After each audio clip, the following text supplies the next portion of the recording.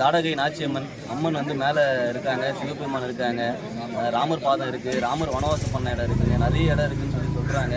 இது தேடி வந்திருக்கோம். வருஷத்தில் ஒரு நாள் மட்டும்தான் அலோடு, அதுவும் இந்த கார்த்திகை தீபத்துக்கு மட்டும்தான் அலோடு. போன வருஷம் வந்து உள்ளே விடாமல் பண்ணிட்டாங்க. காரணம் வந்து மழை பெஞ்சதால். இந்த வருஷம் மழையாக இருக்குது, விடுவாங்களான்னு தெரியல, எல்லாம் வெயிட் பண்ணிட்டு இருக்காங்க. 7 மணிக்கு மேலே அலோவ் பண்ணுறேன்னு சொல்லியிருக்காங்க. மிக சிறப்பான ஒரு இடம் இது. நம்ம பொள்ளாச்சி பக்கத்தில் இருக்குது.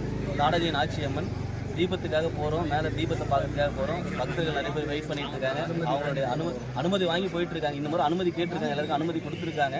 வெயிட் பண்ணிட்டு இருக்கோம். 7 மணிக்கு தரேன்னு சொல்லியிருக்காங்க. மழையும் இருக்குது. என்ன நடக்குன்னு தெரியல, வெயிட் பண்ணி பார்த்துட்டு இருக்கோம்.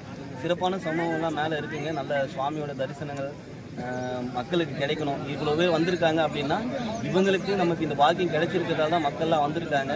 இது நம்ம மேலே போய் பார்ப்போம் எந்த அளவுக்கு இருக்குது அப்படின்னு சொல்லிட்டு. சுவாமி தீபத்தை பார்க்கணும், தீபத்தை பார்த்து கீழே இறங்கி வரணும் ஐயா.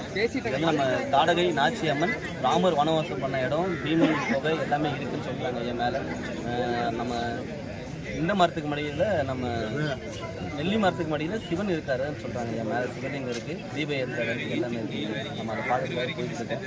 மக்கள் பக்தர்கள் எல்லாமே இருக்காங்க. ஐயா சந்திரசேகர் எல்லாமே வந்திருக்காங்க. அடியார்கள்லாம் இருக்காங்க நிறைய பேர்.